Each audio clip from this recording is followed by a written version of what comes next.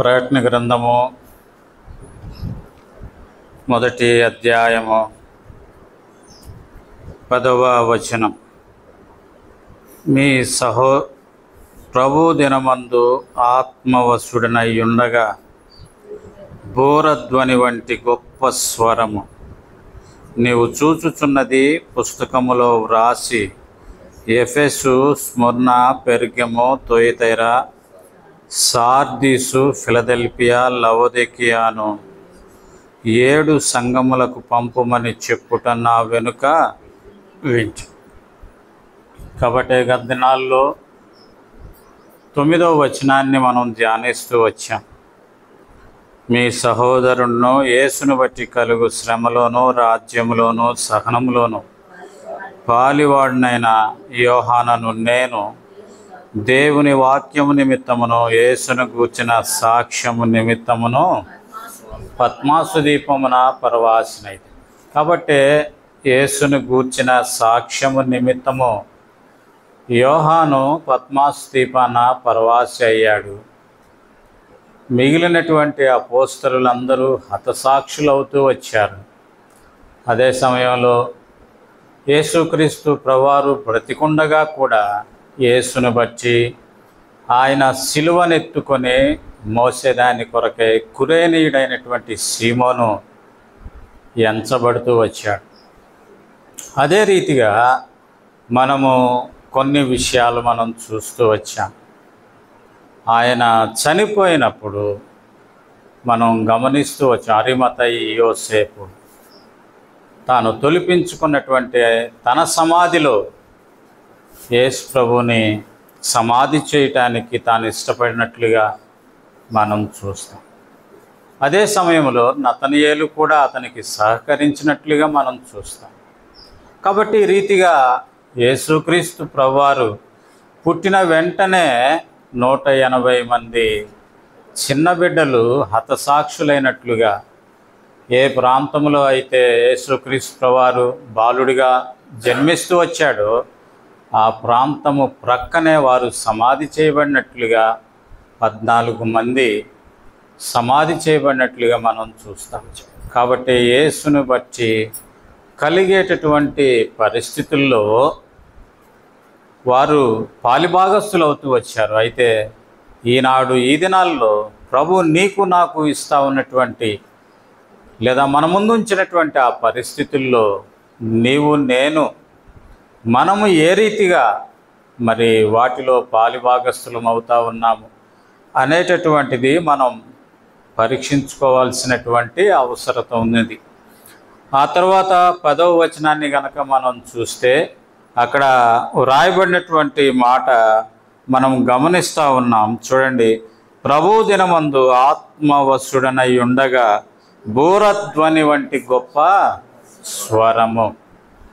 కాబట్టి ప్రభు దినము అనేటటువంటిది కూడా మనం గతంలో చూస్తూ వచ్చాం. తర్వాత ఆదివారం చూస్తూ వచ్చాం. తర్వాత బూరధ్వని అనేటటువంటిది కూడా ఏ సందర్భాల్లో ఈ బూరధ్వని వినిపిస్తుంది అనేటటువంటిది కూడా మనం చూస్తూ వచ్చాం. ఈ దినాన్న ఆత్మవశుడనై ఉండగా అని యోహాను వ్రాస్తా ఉన్నాడు. ఆత్మవశుడనై ఉండగా అక్కడ మనం ఏం చూస్తూ ఉన్నామంటే, చూడండి, నీవు చూచుచున్నది వ్రాసి అనేటటువంటిది చెప్తా ఉన్నాడు. తర్వాత నా వెనుక వించెని. కాబట్టి ఆత్మవశుడై ఉన్నప్పుడు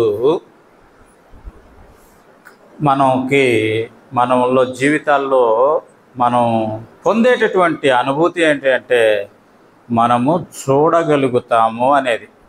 ఏ విషయాల్ని చూడగలుగుతాం అంటే ఇహలోక సంబంధమైనటువంటి విషయాలు కాదు, పర సంబంధమైనటువంటి విషయాలు మనం చూడగలుగుతాం. కాబట్టి యోహాను ఆత్మవశుడై ఉన్న కారణం చేతనే ప్రభువుని చూడగలిగాడు. ఈ తర్వాత వచనాల్లో మనం ఏం చూస్తా ఉన్నామంటే ప్రభువు ఎలా ఉన్నాడు అనేటటువంటిది కొంత మట్టుకు మనం చూడగలుగుతా ఉన్నాం. కాబట్టి యోహాను ఏదైతే చూస్తూ వచ్చాడో అది అక్కడ వ్రాసినట్లుగా మనం చూస్తాం. ఆత్మవశుడై ఉన్నప్పుడు మనం ప్రభువుని చూడగలుగుతాం అనేది మనం చూస్తాం. అందుకే మనం గమనిస్తే గనక అపోస్తలుల కార్యములు రండి చూద్దాం. అపోస్తలుల కార్యములో మనం గమనిస్తే చూడండి, అక్కడ వ్రాయబడినటువంటి మాట ఏంటిదంటే 57వ అధ్యాయము 55వ వచనం. అయితే అతడు పరిశుద్ధాత్మతో నిండుకొనిన వాడై ఆకాశము వైపు తేరి చూచి దేవుని మహిమను, యేసు దేవుని కుడి పార్శ్వమందు నిలిచి ఉండుటను చూచి ఆకాశం తెరవబడుటయు మనిషి కుమారుడు దేవుని కుడి పార్శ్వమందు నిలిచి ఉండుటయు చూచుచున్నానని. కాబట్టి ఎప్పుడైతే ఆత్మ వశంలోనికి వెళ్ళాడో స్టెఫెన్ కూడా చూడగలిగినట్లుగా మనం చూస్తా ఉన్నాం. స్టెఫెన్ కూడా చూసినట్లుగా చూస్తాం. అందుకే ఆత్మవశుడైనప్పుడు మనం చూస్తాం. చూడండి, ఇక్కడ వ్రాయబడతా ఉన్నటువంటి మాట ఏంటిది అంటే, ఆత్మవశుడైనప్పుడు పౌలు గారి విషయంలో కూడా మనం అది చూస్తాం. చూడండి, అక్కడ మనం గమనిస్తాం. చూడండి, ఆత్మవశుడైనప్పుడు అతడు కూడా చూసినట్లుగా మనం చూస్తాం. అతడు కూడా చూసినట్లుగా మనం చూస్తాం. 3వ వచనం 9వ అధ్యాయం చూడండి. అతడు ప్రయాణము చేయొచ్చు దమస్కు దగ్గరకు వచ్చినప్పుడు అకస్మాత్తుగా ఆకాశము నుండి ఒక వెలుగు అతని చుట్టూ ప్రకాశించెను అనేటటువంటిది మనం చూస్తాం. కాబట్టి ఆత్మవశుడైనప్పుడు అతడు చూచినట్లుగా మనం చూస్తాం. తిరిగి మనం గమనిస్తే గనక 10వ అధ్యాయము 10వ వచనములో ఈ యొక్క పేతురు గారు కూడా చూస్తూ ఉన్నట్లుగా మనం చూస్తాం.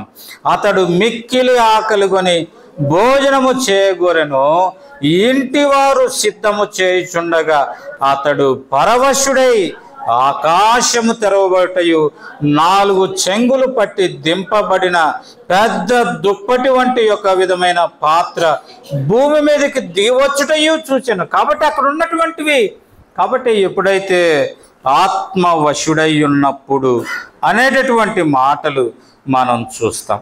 ఆత్మతో నింపబడినప్పుడు వారు ఆ రీతిగా చూడగలిగినట్లుగా మనం చూడగలుగుతాం. అందుకే కొరింథీయులకు రాసినటువంటి పత్రికలో 12వ అధ్యాయములో పౌలు గారు అంటాడు. చూడండి ఏమనంటే, కొరింథీయులకు రాసినటువంటి పత్రిక 2వ పత్రిక 12వ అధ్యాయము 2వ వచనములో అతడంటాడు, క్రీస్తునందు ఉన్న ఈ యొక్క మనుష్యుని నేను ఎరుగుదును, అతడు 14 సంవత్సరముల క్రిందట 3వ ఆకాశమునకు కొనిపోబడెను. అతడు శరీరముతో కొనిపోబడినో నేను ఎరుగను, శరీరము లేక కొనిపోబడినో నేను ఎరుగను, అది దేవునికే తెలియదు. అట్టి మనుషుని నేను, అతడు పరదైసులోనికి కొనుక్కోబడి వచింప శక్యము కాని మాటలు వినెను, ఆ మాటలు మనుష్యుడు పలకకూడదు. అందుకే మళ్ళీ ఇక్కడ అంటాడు, అతడు శరీరంతో కొనిపోబడినో శరీరము లేక కొనిపోబడినో. కాబట్టి పౌలు గారు కూడా తన గురించి చెప్తా ఉన్నాడు, ఒక మనిషిని నేను ఎరుగుతానయ్యా, ఒక మనిషిని నేను ఎరుగుతాను. ఎంత అంటున్నాడు? 14 సంవత్సరాల క్రితం పరదేశంలోకి కొనిపోబడ్డాడయ్యా, కొనిపోబడ్డాడు. శరీరంతో కొనిపోబడ్డాడు, శరీరం లేకుండా కొనిపోబడ్డాడు, నాకైతే తెలియదు. కానీ అక్కడ విన్నటువంటి మాటలు మనుషుడు వచించకూడదు అని అంటాడు. కనుక ప్రియమైన సహోదరుడా, ప్రియమైన సహోదరి, అందుకే మనం చూస్తాం. ఈ యొక్క మోషే భక్తుడు అంటాడు, నిర్గమకాండము 33వ అధ్యాయం అనుకుంటా, నిర్గమకాండము 33వ అధ్యాయం ఇక్కడ మనం చూస్తూ ఉన్నాం. చూడండి, నిర్గమకాండం 33వ అధ్యాయము మనం చూస్తాం.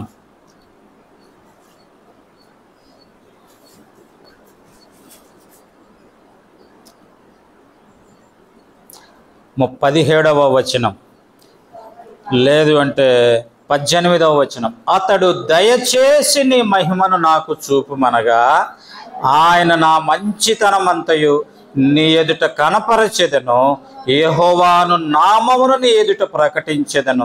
నేను కరుణించు అని కరుణించెదను, ఎవని యందు కనికరపడెదను వాని యందు కనికరపడెదను. మరియు ఆయన, నీవు నా ముఖమును చూడజాలవు, ఏ నరుడును నన్ను చూచి బ్రతుకడనెను. ఇదిగో సమీపమున ఒక స్థలమున్నది, నీవు ఆ బండ మీద నిలువను, నా మహిమ నిన్ను దాటి వెళ్ళుచుండగా ఆ బండ సందులో ఉంచి నిన్ను దాటి వెళ్ళే వరకు నా చేతితో నిన్ను కప్పెదను. నేను నా చేయి తీసిన తరువాత నా వెనుక పార్శ్వమును చూచెదవు గాని నా ముఖము నీకు కనబడదని.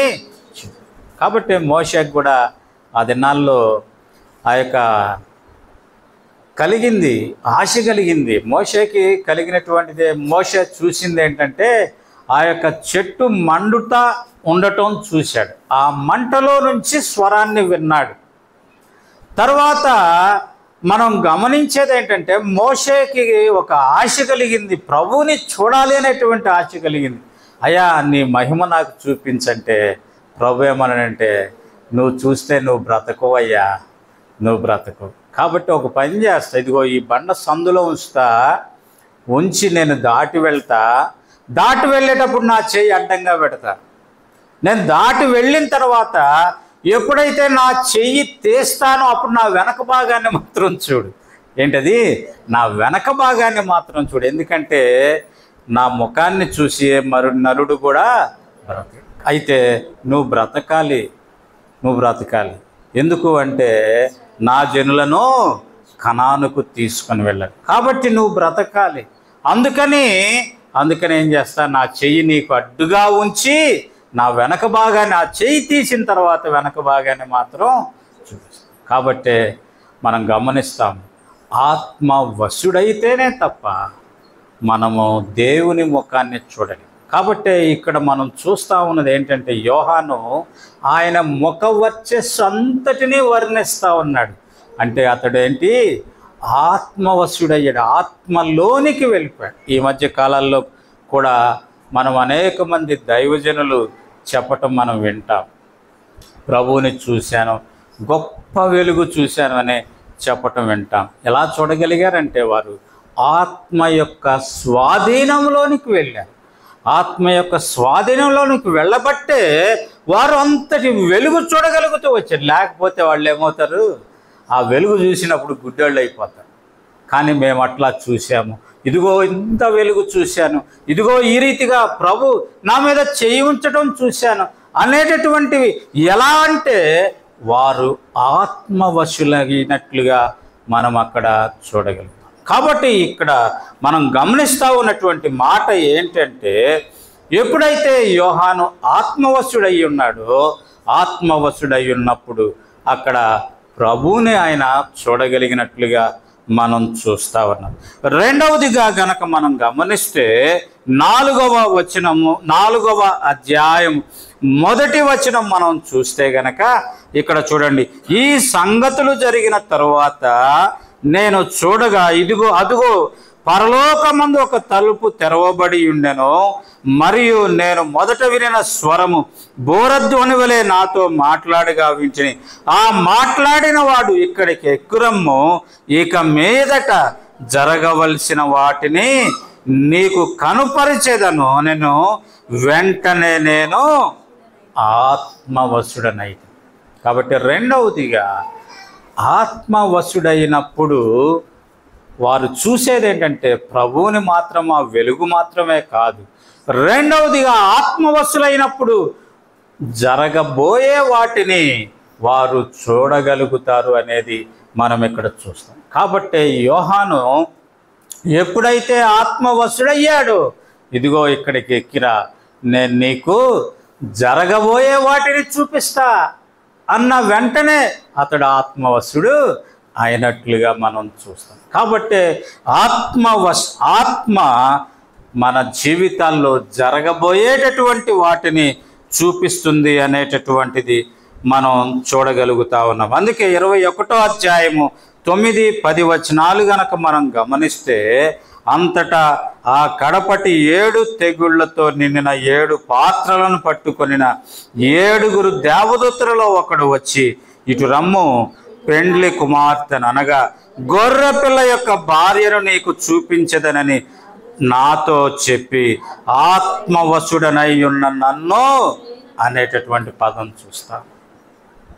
కాబట్టి ఆత్మవశుడైనప్పుడు మూడవదిగా చూడగలిగేటటువంటిది ఏంటిదంటే గొర్రె పిల్ల యొక్క భార్యని లేదా సంఘాన్ని చూడగలుగుతాము అనేటటువంటిది మనం అక్కడ చూస్తాం. అందుకే ఇక్కడ మనం చూస్తూ ఉన్నాం, నన్ను ఎత్తైన ఒక పర్వతం మీద కొనిపోయి యెరూషలేమును పరిశుద్ధ పట్టణం దేవుని మహిమ కలిగినదై పరలోకములో ఉన్న దేవుని యొద్ద నుండి దిగివచ్చుట నాకు చూపెను అనేటటువంటిది మనం చూస్తాం. కాబట్టి గొర్రెపిల్ల యొక్క భార్య ఆ పరిశుద్ధ పట్టణాన్ని ఆ యొక్క యోహాను చూడగలిగినట్లుగా మనం చూస్తూ ఉన్నాం. కాబట్టి ఎప్పుడైతే ఆత్మవశుడవుతామో అప్పుడు వాటిని చూడగలుగుతామనేది మనం చూస్తూ ఉన్నాం. నాలుగవదిగా గనక మనం గమనిస్తే ఈ యొక్క ప్రకటన గ్రంథంలోనే 17వ అధ్యాయము మనం చూస్తూ ఉన్నాం. ప్రకటన గ్రంథం 17వ అధ్యాయంలో మనం గనక చూస్తే ఈ యొక్క 2-3 వచనాలు మనం చదువుతాం.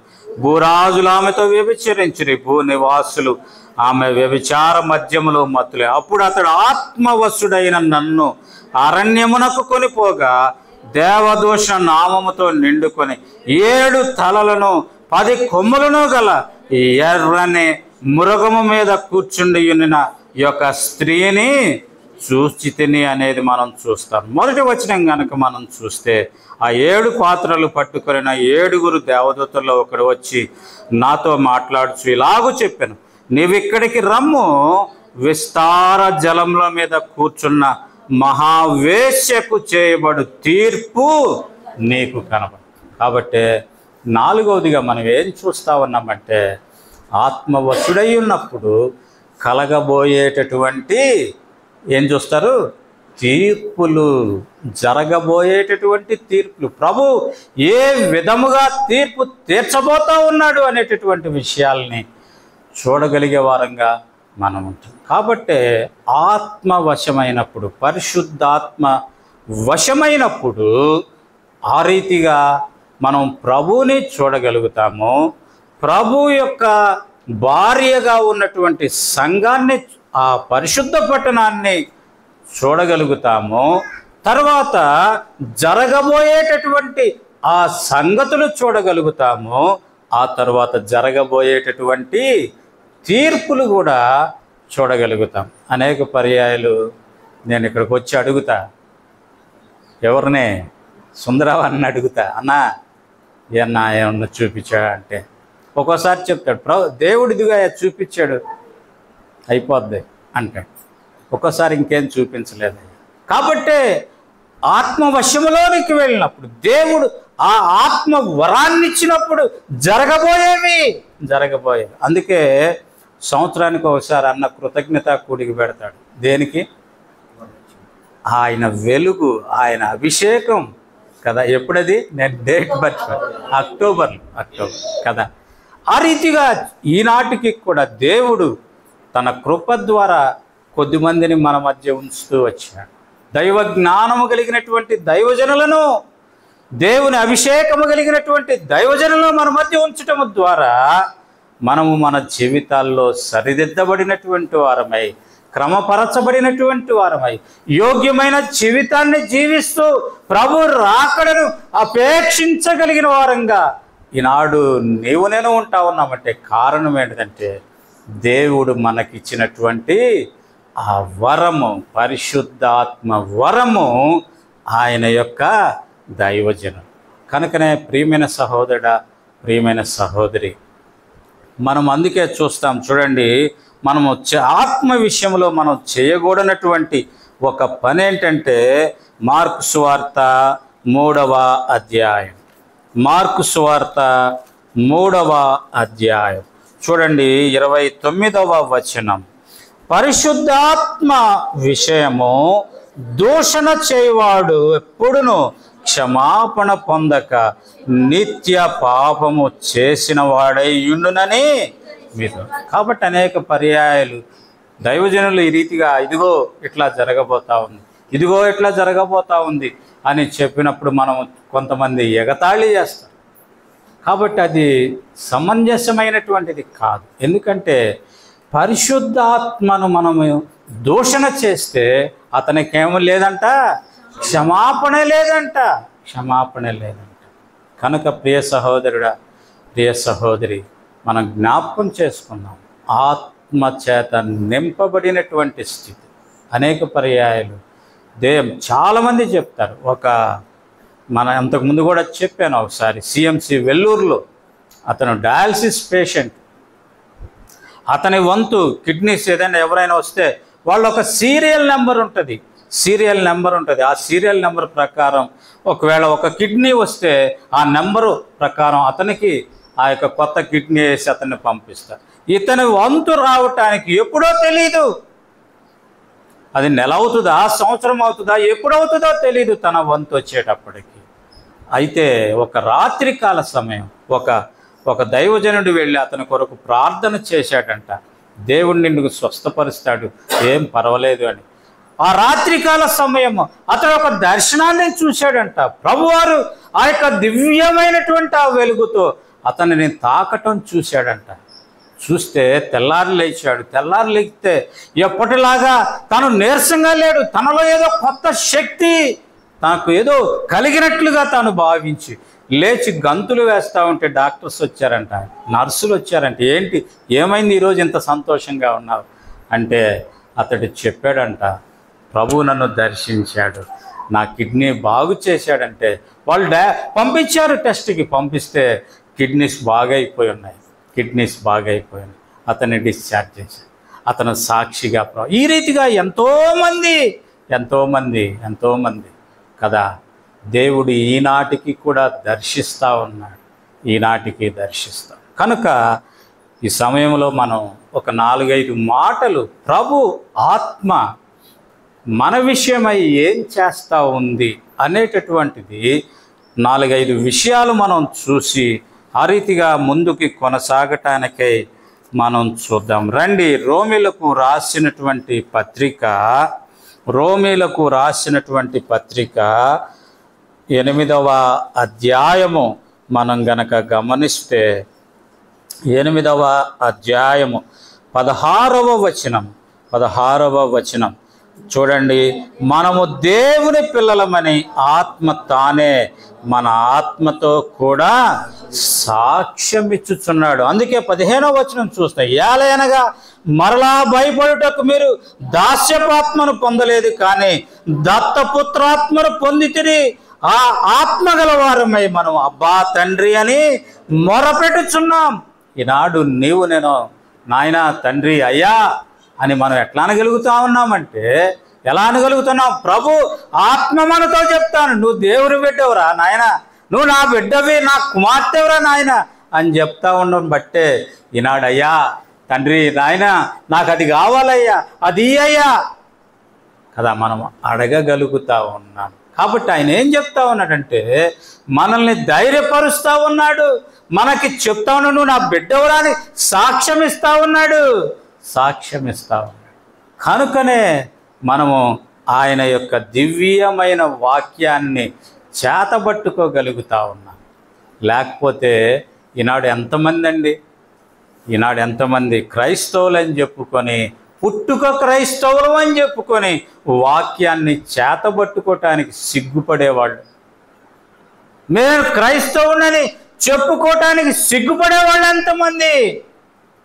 ఆఫీసుల్లో కానీ, స్కూల్స్లో కానీ, కాలేజెస్లో కానీ నేను క్రైస్తవునని ఎందుకు చెప్పుకోలేకపోతా ఉన్నారు? కారణం కదా అండి. అయితే ఈనాడు నీవు నేను దేవుని వాక్యాన్ని చేతబట్టుకోగలుగుతా ఉన్నామంటే ఆత్మ నీ గురించి నా గురించి సాక్ష్యం ఇస్తా ఉన్నాడు, నువ్వు నా బిడ్డవయ్యా, నువ్వు నా కుమార్తెవయ్యా అని. ఆ కారణం చేత మనం అయ్యా తండ్రి అని ఆయన్ని పిలుస్తూ ఆయన కొరకైనా సాక్షులంగా మనము ఉండగలుగుతాం. అది మొదటిది. రెండవదిగా ఆయన మనల్ని బిడ్డలుగా చూడటం మాత్రమే కాకుండా, బిడ్డలుగా చేస్తే మన తల్లిదండ్రులు ఏం చేస్తారు చెప్పండి? ఏం చేస్తారు? మన తల్లిదండ్రులు మన యొక్క యోగక్షేమాలు చూస్తారు, మన అవసరతలు తీరుస్తూ ఉంటారు కదా. కాబట్టి రండి చూద్దాం. ఇదే అధ్యాయంలో మనం చూస్తూ ఉన్నాం. చూడండి 26వ వచనం చదవండి. అటువలే ఆత్మయు మన బలహీనతను చూచి సహాయము చేయుచున్నాడు.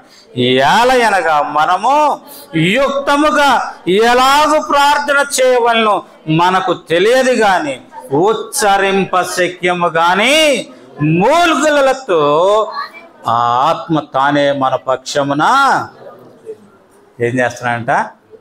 కాబట్టి రెండవదిగా నువ్వు నా బిడ్డవు అని చెప్పటం కాకుండా మన గురించి ఏం చేస్తా ఉన్నాడు అంటే ఆయన విజ్ఞాపన, తండ్రి దగ్గర విజ్ఞాపన చేస్తూ ఉన్నాడు, మనకు సహాయం చేస్తూ ఉన్నాడు. ఎందుకు అంటే మనం బలహీనమనే ప్రభువుకి తెలుసు కదా, తొట్టుపడేవారమనే ప్రభువుకి తెలుసు, పడిపోయేవారమని ప్రభువుకి తెలుసు. అందుకే నన్ను నిలబెట్టేదాని కొరకై, నీ అక్కర నా అవసరత తీర్చేదాని కొరకై మన పక్షంగా కదా అండి, మన పక్షం. మనం ఎంతసేపు ప్రార్థన చేస్తాం? మనం ప్రార్థన చేస్తే ఏమైనా ఉంటుందా కదా. ఇక్కడేం రాయబడింది చెప్పండి? ఉచ్చరింప శక్యము కానీ మూలుగలుగుతాం. అంతగా మన కొరకై ప్రభు సన్నిధిలో విజ్ఞాపన చేస్తూ ఉన్నాడు కదా. మనం గత వారం అనుకుంటా ఇక్కడ లేని కదా అన్న గురించి ఏం రాయబడింది చూడండి ఒకసారి. మొదటి సమూయేలు గ్రంథంలో హన్నా గురించి దేవుని సన్నిధిలో చేరింది. దేవుని సన్నిధిలో చేరినప్పుడు హన్నా గురించి ఒక మాట వ్రాయబడింది. ఏమనంటే చూడండి, మొదటి సమూయేలు గ్రంథము మొదటి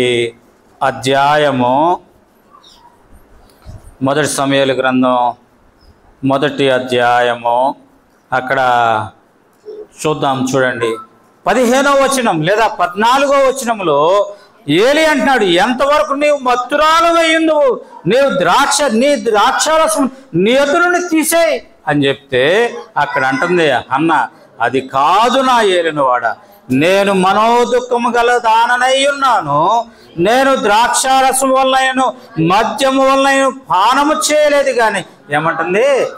నా ఆత్మను యెహోవా సన్నిధిని కుమ్మరిస్తూ ఉంది. యెహోవా సన్నిధిని కుమ్మరిస్తూ ఉంటే ఈయన అనుకుంటా ఉన్నాడు, అయ్యో చూడు ఎంతసేపు నుంచి కూర్చుందో, నిద్రపోతుంది, మత్తు అయిపోయింది, ద్రాక్షారసం తాగొచ్చిందేమో, ద్రాక్షారసం తాగొచ్చిన మత్తురాలైతే నీ ద్రాక్షారసం తీసేయమ్మా, ఎంతసేపు తాగి మత్తుగా ఉంటావు అంటే అన్నంటే కాదయ్యా నాకు కలిగిన దుఃఖాన్ని బట్టి నా ఆత్మను యెహోవా సన్నిధిలో నేను కుమ్మరిస్తా ఉన్నానయ్యా అంటా ఉంది. కుమ్మరిస్తా ఉన్నాను కదండి, ఎంతగా కుమ్మరిస్తా ఉంది. కనుక ఇక్కడ పరిశుద్ధాత్మ దేవుని గురించి వ్రాయబడింది ఏంటంటే మన పక్షంగా అంట ఉచ్చరింప శక్యము కాని మూలుగులు అంటే అంతగా మన కొరకై. కనుకనే ప్రియమైన సహోదరుడా, ప్రియమైన సహోదరి, పరిశుద్ధాత్ముడు మన విషయమై అంతగా కన్సర్న్ కలిగి ఉన్నట్లుగా మనము చూస్తూ ఉన్నాం. మూడవదిగా ఈ యొక్క ఆత్మ మనల్ని ఏం చేస్తుంది అంటే ఇక్కడ 14వ వచనాన్ని కనుక మనం చూస్తే, దేవుని ఆత్మ చేత ఎందరూ నడిపించబడుదురో వారందరూ. కాబట్టి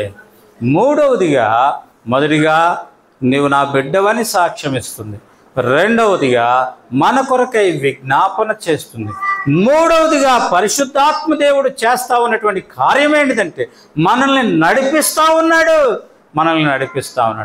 ఎట్లా పడితే అలా నడవకుండా మనం ఏ మార్గంలో నడవాలో. అందుకే గలతీలకు రాసినటువంటి పత్రిక 5వ అధ్యాయం, గలతీలకు రాసినటువంటి పత్రిక 5వ అధ్యాయం మనం చూస్తాం. చూడండి 16వ వచనం, నేను చెప్పినదేమనగా ఆత్మానుసారముగా నడుచుకొనుడి, అప్పుడు మీరు శరీరేచ్ఛను నెరవేర్చరు అనేది మనం చూస్తూ ఉన్నాం. అందుకే మనం ఇక్కడ చూస్తాం 25వ వచనంలో, మనము ఆత్మను అనుసరించి జీవించువారమైతే మా ఆత్మను అనుసరించి ఎట్లా నడుచుకుంటామంట? క్రమముగా నడుచుకుంటాం. కాబట్టి ఎలా నడిపిస్తుంది పరిశుద్ధాత్మదేవుడు? మనల్ని ఎలా నడిపిస్తాడంటే క్రమముగా నడిపిస్తాడు. అక్రమము అనేది ఉంది మన జీవితంలో అంటే, అక్రమం మన జీవితంలో అంటే మనము ఆత్మవశములో లేనట్లు అనేది గ్రహించాలి. అందుకే ఇక్కడ వ్రాశాడు కదండి. ఇక్కడ ఏం రాశాడంటే శరీర కార్యాలు రాస్తూ వచ్చాడు, ఆత్మ కార్యాలు రాస్తూ వచ్చాడు. దానిలో ఏం రాశాడంటే 22వ వచనంలో, అయితే ఆత్మ ఫలమేమనగా, కాబట్టి ఆత్మ వశములో ఉంటే మనం ఎలా నడుచుకుంటామంటే, ఆత్మ ఫలమేమనగా ఏంటంట? ప్రేమ అంటే పువ్వు తీసుకెళ్ళి ఐ లవ్ యూ అంటావా కదండి, ఈ మధ్య ట్రెండ్ అయిపోయింది కదా.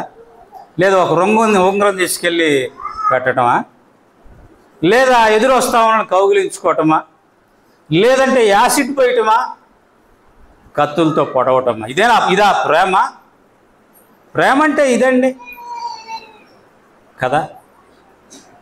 మనం ఒక మనిషిని మనం గమనిస్తే కనుక, పౌలు గారిని కనుక మనం గమనిస్తే, సౌలుగా ఉన్నప్పుడు అతడు ఎలాంటి వాడు? హింసించాడు, చంపాడు, ఈడ్చుకొని వెళ్ళాడు. ఎప్పుడైతే అతడు ఆత్మ వశములోనికి వచ్చాడో హింసింపబడ్డాడు, చంపబడటానికి సిద్ధపడ్డాడు. అదండి ప్రేమ. అది అందుకే ఆ ప్రేమను గురించి చక్కగా వ్రాస్తూ ఇక్కడ 1 కొరింథీయులకు రాసినటువంటి పత్రిక 13వ అధ్యాయంలో అంటాడు చూడండి. ఏమంటే అక్కడ ఏమంటాడు చూడండి, 4వ వచనంలో, ప్రేమ మత్సరపడదు, ఏమంటుంది? సహిస్తుంది, దయ చూపిస్తుంది, మత్సరపడదు, దంభముగా ప్రవర్తించదు, ఉప్పొంగదు, అమర్యాదగా నడవదు, కోపపడదు, స్వప్రయోజనం విచారించుకొనదు, అపకారమును మనస్సులో ఉంచుకోదు అనేది ఉంది. అపకారాన్ని మనసులో ఉంచుకోదంట, స్వప్రయోజనాన్ని కోరుకోదు. అందుకే అంటాడు, పౌలు గారే అంటాడు, అందరూ వారి స్వకార్యముల విషయమై ఆసక్తి కలిగి ఉన్నారు, కానీ ప్రభు కార్యాలని వివేచించటం. కాబట్టి ప్రేమ ఉంది అంటే ఈ లక్షణాలు మనలో ఉన్నాయా లేదా చూసుకోవాలి. ప్రేమ ఉంటే అమర్యాదగా నడవదంట. ప్రేమ అమర్యాదగా నడవదు. అమర్యాదగా నడుస్తూ ఉంటే అది ప్రేమ కాదు, కామం అనేది, వ్యామోహం అనేది మనం గుర్తుంచుకోవాలి. అపకారము మనసులో ఉంచుకోదంట. అపకారము చేస్తూ ఉన్నాడంటే, ద్రోహం చేస్తూ ఉన్నాడంటే, వంచిస్తూ ఉన్నాడంటే కారణం ఏంటిదంటే అతనిలో దేవుని ప్రేమ లేదు. అపకారము, వాడికి ఎట్టయినా నష్టం చేయాలా, వాడిని ఎట్లయినా వంచాలా, వాడిది ఎట్టయినా లాక్కోవాలా, వాడిని ఎట్టయినా బయటికి నెట్టేయాలా కదండి. ఎన్నో ఉంటాయి. వాడు ఎట్టయినా కనబడకుండా చేయాలా, వాడిని ఎట్లయినా, ఇటువంటివి వాడికి ఎట్లయినా. ఓసారి చెప్పకూడదు కానీ చెప్తా ఉన్నానులేండి. 2 చనిపోయాడులేండి, వాళ్ళు చనిపోయారు కాబట్టి చెబుతున్నా. ఓసారి మా చిన్నక్క బీఈడీ చేసింది. బీఈడీ చేస్తే తెనాలిలో మున్సిపాలిటీ ఉద్యోగాలు పడ్డాయి. అప్పుడు కౌన్సిల్లో ఏదో ఎగ్జాము ఏదో రాస్తారు, చైర్మన్ ఓకే అంటే అది ఇచ్చేసినట్టే. సరే, అప్పుడు మాకు చైర్మన్ ఒక ఆయన ఉన్నాడు. ఆ చైర్మన్ గారి దగ్గరికి వెళ్ళాం. ఆయనకి తెలిసిన ఒక బలమైన వ్యక్తిని తీసుకొని వెళ్ళాం. నేను మరి కొంతమంది కలిసి వెళ్తే ఆయన ప్రామిస్ చేశాడు, తప్పనిసరిగా ఇస్తానయ్యా అన్నాడు. ఉద్యోగం తప్పకుండా ఇస్తానన్నాడు. నేను సంతోషంగా వచ్చి మా నాన్నకు కూడా చెప్పా, నాన్న ఇస్తానన్నాడు అని. మేము బయట తర్వాత చూస్తే ఉద్యోగం ఉద్యోగం ఇవ్వాల. ఏంటి ఏమైంది అని చెప్పేసి అని ఆయన దగ్గరికి ఎవరినైతే తీసుకొని వెళ్ళానో ఆయన అడిగా, సార్ మనం ఆ రోజు వెళ్ళాం కదా, ఆయన ప్రామిస్ చేశాడు కదా మనకి ఇస్తానని. అంటే నిజమే, నువ్వు ఒకటి గమనించలేదయ్యా అన్నాడు. ఏంటన్నా? మనం బయటకు వచ్చేటప్పుడు మనకు ఎదురుగా ఒకడు వచ్చాడు, నువ్వు అది గమనించలా. ఆ తర్వాత చైర్మన్ గారు నాకు చెప్పాడు ఇది కాదు అని. వాడు ఏం చేశాడు? మనతో మంచిగానే ఉంటాడు, గౌరవంగానే ఉంటాడు. అయ్యా అరే అట్లా కాదురా ఇట్లా, అరే నాన్న ఇట్లా అంటానే ఉంటాడు. పోయి మన మీద మేము ఎందుకు వచ్చామో అనేది అడిగాడు. అడిగితే ఎందుకో ఇట్లా ఇట్లా అంటే, వాళ్ళకేం సార్, వాళ్ళ అమ్మ నాన్న ఉద్యోగస్తులు, వాళ్ళకి అవసరం లేదు. అమ్మా నాన్న ఉద్యోగస్తులు అయితే పెళ్ళైతే ఆమెకు కావాలా లేదా? అమ్మా నాన్న ఎంతకాలం కదా అండి. మంచిగా ఉన్నట్లు నటిస్తాడు. అరే నాయన, అరే బాబు అంటారు కదా. ఎంత మంచిగా ఉన్నట్టు నటిస్తారో అంతగా గోతులు తీస్తారు కదా. అది అపకారాన్ని మనసులో ఉంచుకోవటం అంటే. బయటికి కనపడరు. వాళ్ళని ఏమంటారు? వేషధారులు అంటాడు, వెలుగుదూతలు అంటాడు. కనుకనే ప్రియమైన సహోదరుడా, ప్రియమైన సహోదరి, అందుకే పెద్దోళ్ళు ఒక సామెత మనకు ఉంచారు. ఏంటది? చూసేదంతా మెరిసేదంతా బంగారం కాదు కదా. మెరిసేదంతా బంగారం కాదు. కనుక ప్రియమైన సహోదరుడా, ప్రియమైన సహోదరి, మనం గమనిస్తూ ఉన్నది ఏంటంటే మనం ఎలా నడుచుకోవాలో కదా ఆత్మ మనకి చూపిస్తుంది. కాబట్టే ఆ ఆత్మ నడిపించేటటువంటి ఆ విధానం ఏంటిదంటే క్రమమైనటువంటిది. అక్రమానికి తావే ఉండదు, స్థానమే ఉండదు. ఒకవేళ అక్రమము అనేది జరుగుతుంది అంటే అక్కడ ఆత్మ లేదు, ఆత్మ కార్యము లేదు అనేది మనం గమనించాలనేది దేవుని యొక్క ఉద్దేశంగా మనం చూస్తాం. ముగించేస్తాం. ఈ చెప్పి జస్ట్ ముగిస్తాను, తర్వాత మీరు ధ్యానం చేసుకోవచ్చు. తర్వాత మనం గమనిస్తే ఇదే 8వ అధ్యాయము మనము గమనిస్తే గనక అక్కడ మనం చూస్తూ ఉన్నాం. చూడండి, 8వ అధ్యాయముగా 13వ వచనంలో, మీరు శరీరానుసారముగా ప్రవర్తించిన యెడల చావవలసిన వారయ్యుందురు గాని ఆత్మచేత శరీర క్రియలను చంపిన యెడల జీవించెదరు అనేది.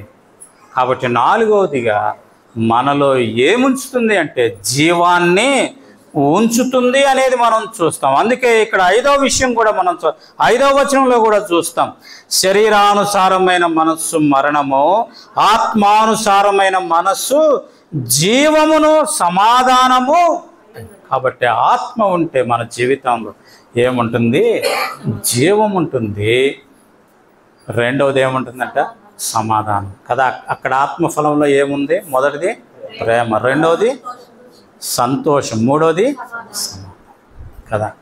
పరిస్థితి ఏదైనా కావచ్చు, ఎటువంటి స్థితి అయినా సంతోషము, సమాధానము. ఎందుకు మనం అలా ఉండగలుగుతామంటే ఆత్మ చేతిలో ఉన్న కారణం చేత, ఆత్మ చేతిలో ఉన్న కారణం చేత. కనుక ప్రియమైన సహోదరు, అందుకే రండి చూద్దాం. 2వ కొరింథీ పత్రిక 3వ అధ్యాయము 18వ వచనం మనం చూస్తాం. 5వదిగా, మనమందరము ముసుగులేని ముఖంతో ప్రభు యొక్క మహిమను అద్దం వలె ప్రతిఫలింపజేయచ్చు, మహిమ నుండి అధిక మహిమను పొందొచ్చు, ప్రభువగు ఆత్మ చేత ఆ పోలికగా మార్చబడుచున్నాం. 5వదిగా మనల్ని నడిపిస్తూ ఉన్నాడు. అంత మాత్రమే కాకుండా 5వదిగా ఏంటంటే ఆయన స్వారూప్యత మనలోనికి తీసుకొస్తాం, ఆయన పోలికగా కదా. పిల్లడు పుట్టంగానే మొట్టమొదట వచ్చిన అమ్మలక్కలు ఏమంటారు? చూస్తారు అబ్బాయిని చూసి, అరే అచ్చం ఆ ముక్కు వాళ్ళ అమ్మలాగానే ఉందమ్మా. ఇంకో ఆమె వచ్చింది, కాదు కాదు కదా, ఆ ముక్కు చూస్తే వాళ్ళ నాన్న ఇంకొకళ్ళు కాదు కాదు ఆ ముక్క అచ్చం వాళ్ళ నాయనమ్మ ఆ తాతయ్య ఏదో చెప్తారు కదా, ఏదో చెప్తా ఉంటారు కదా. ఆ రీతిగా మన జీవితాల్లో ఎప్పుడైతే మనము ఆత్మానుసారమైనటువంటి వ్యక్తులంగా ఆత్మచేత నింపబడిన వారంగా ఉంటామో మన స్వారూప్యత మారిపోతూ ఉంటుంది. మన స్వారూప్యత మారిపోతూ ఉంటుంది. తర్వాత ఆరోదిగా కనుక మనం గమనిస్తే చూడండి, అపోస్తలుల కార్యాలు 2వ అధ్యాయం.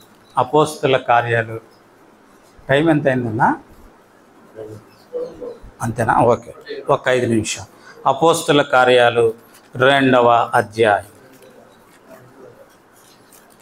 అపోస్తలుల కార్యాలు 2వ అధ్యాయం మనం గమనిస్తాం. చూడండి 3వ వచనం.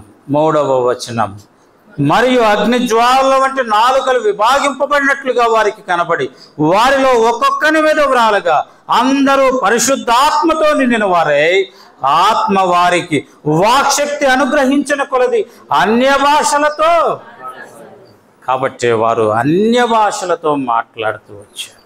పరిశుద్ధాత్మ ఎప్పుడైతే వారి మీదకి వచ్చిందో వారు అన్య భాషలతో మాట్లాడుతూ వచ్చారు. కాబట్టి ఇక్కడ మనం చూస్తాం 6వ వచనం, ఆ శబ్దము కలుగా జనులు గుంపులు కూడి ప్రతి మనుషుడు తన తన స్వభాషతో మాట్లాడుట విని వారు ఏం చేశారు?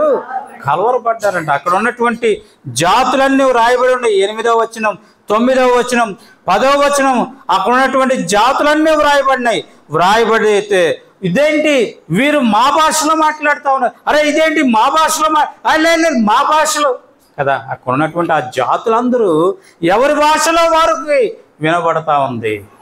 వారు ఆశ్చర్యపోయారు, ఇదేంటి కొత్త బాధగా ఉంది, ఇదేంటి కొత్తగా ఉంది అంటే కొందరు అనుకుంటున్నారు. చూడండి అక్కడ ఏమంటున్నారంటే 13వ వచనంలో కదా, కొత్త మద్యం తాగితే భాష మారిద్దండి. భాష మారిద్దా? భాష స్లాంగ్ మారిద్ది మద్యం తాగితే, అంతేగాని భాష మారదు కదా. ఇప్పుడు తెలుగులోనే మాట్లాడుతున్నాం, మనం తెలుగు మాట్లాడుతున్నాం.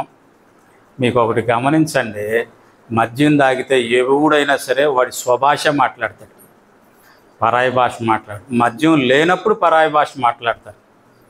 అయితే స్లాంగ్ మారిద్ది. గౌరవంగా పిలిచేవాడు ఎట్లా ఉంటుంది? అగౌరవంగా, ధారాళంగా వచ్చే మాట ఆగి రావటం. స్లాంగ్ మారిద్దే కానీ భాష మారదు. కాబట్టి వాళ్ళు ఏమనుకున్నారంటే కొత్త భాష మాట్లాడుతున్నారే అని కలవరపడ్డారు. కాబట్టి పరిశుద్ధాత్మ వచ్చినప్పుడు జనులు కలవరపడ్డారు అన్య భాషలు మాట్లాడటాన్ని బట్టి. కాబట్టి ప్రభు పుట్టాడన్నప్పుడు కలవరం, అవునా? ప్రభు యెరూషలేముకు వస్తే కలవరం కదా. పరిశుద్ధాత్మ దిగి వస్తే కలవరం. చూడండి 4వ అధ్యాయము, ఇదే అపోస్తలుల కార్యాలు 4వ అధ్యాయం 2వ వచనం. వారు ప్రజలకు బోధించుటయు యేసును బట్టి మృతులలో నుండి పునరుద్ధానం కలుగును ప్రకటించుటయు చూచి కలవరం. యేసును ప్రకటిస్తే కలవరం కదా. ఆ తర్వాత మనం గమనిస్తాం ఇక్కడ పౌలు గారి విషయంలో కూడా ఆయన మారి తిరిగి ఏ ఊరు విషయమైతే ఆయన మరి ఇక్కడ చూద్దాం 9వ అధ్యాయం 22వ వచనం. అయితే సౌలు మరి ఎక్కువగా బలపడి ఈయనే క్రీస్తు అని రుజువుపరుస్తూ దమస్కులో కాపురమున్న, అంటే మారి నేను యేసుక్రీస్తుని ఎరిగానయ్యా, యేసుక్రీస్తు నిజమైన దేవుడు అంటే యేసు ప్రభు పుడితే కలవరం, యేసు ప్రభు చనిపోవటానికి వెళితే కలవరం, అంతేనా? పరిశుద్ధాత్మ దిగొస్తే కలవరం, అన్య భాషలతో మాట్లాడుతున్నారు. యేసుక్రీస్తే నిజమైన దేవుడు అని ప్రకటిస్తే కలవరం కదా. ప్రకటించినటువంటి ఆ సువార్త విని పౌలు గారి కంటే ప్రభు దర్శించాడు. మనం అంటే ఎవరో ప్రకటిస్తే విన్నాం. ప్రకటించాడని ప్రకటించిన తర్వాత ఆ ప్రకటించినటువంటి సువార్త విని యేసే క్రీస్తు అని నమ్మితే కలవరం. చూసారా? కనుక ప్రియమైన సహోదరుడా, ప్రియమైన సహోదరి, ఈనాడు మన జీవితాలు ఎలా ఉన్నాయి? సమయం అయిపోతూ ఉంది, ముగించేస్తున్నాం. కాబట్టి ఆత్మ వశములో ఉన్నప్పుడు ప్రభువుని చూడగలిగాడు యోహాను. ఆత్మ వశములో ఉన్నప్పుడు ప్రభు యొక్క భార్యని, ఆ వధువు సంఘాన్ని చూడగలిగాడు యోహాను. ఆత్మ వశములో ఉన్నప్పుడు జరగబోయే విషయాలను గురించి చూడగలిగాడు యోహాను. ఆత్మ వశములో ఉన్నప్పుడు జరగబోయే తీర్పులు చూడగలిగాడు యోహాను. అదే పరిశుద్ధాత్మ మన మీదకి పంపించబడినప్పుడు మన జీవితాల్లో ఆ ఆత్మ చేసే కార్యం ఏంటి అంటే ఒక 5 విషయాలు మనం చూస్తూ వచ్చాం. ఎలా ఉంది మన జీవితం? క్రమమైన జీవితముగా నడవగలుగుతూ ఉన్నామా? లేదా ఆత్మను అనుసరించి నడుచుకుంటా ఉన్నామా? ఆత్మానుసారంగా నడుచుకుంటా ఉన్నామా లేదా అనేదే ప్రశ్న. పరీక్షించుకుందాం, పరిశీలన చేసుకుందాం, సరిదిద్దుకుందాం.